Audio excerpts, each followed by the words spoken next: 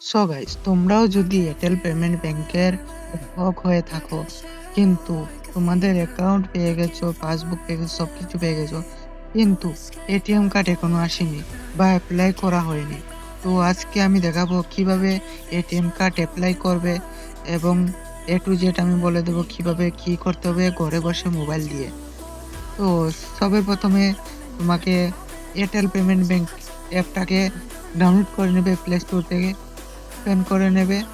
তারপর একটু লোডিং নিচ্ছে। লোডিং নেওয়া শেষ হয়ে গেলে ভিউ অ্যাকাউন্ট এখানে একটি ক্লিক করে দেবে। তারপর নিয়ে আসবে তোমাকে একটা নিউ পেজে। তো এটাকে তুমি কাট করে দেবে এইভাবে। কাট করে দেওয়ার পর সিম্পলি এই দেখুন নিচে ডেবিট কার্ড একটি অপশন আছে, তার উপরে লেখা আছে 15,000 অফ। তো এটা কি জন্য 15,000 অফ, এটা কি আমি বলে দেবো নেক্সট ভিডিওতে। আজকে বলবো কিভাবে অ্যাপ্লাই করবে এটিএম কার্ড। তো এখানে ডেবিট কার্ড লেখা আছে, তো ডেবিট কার্ডে একটা ক্লিক করে দেবে। তো একটু লোডিং নিচ্ছে। লোডিং নেওয়া শেষ হয়ে গেলে এই দেখতে পাচ্ছেন আপনি এখানে ভিউ ভিজুয়াল কার্ড একটি অপশন আছে।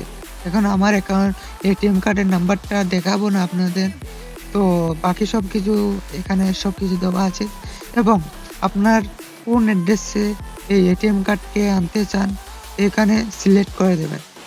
এখন আমি সিলেক্ট করে দেবো আধার কার্ডের অ্যাড্রেসটাকে। তারপর আই এগ্রি অন করে দিয়ে আবার 350 টাকা পে করে দেবেন। 350 টাকা পে করে দেওয়ার পরেই আপনাদের 10 থেকে 15 দিনের মধ্যে চলে আসবে আপনাদের ঘরে। পোস্ট কোডের মাধ্যমে আপনার বাড়িতে পৌঁছে দেবে এটিএম কার্ড।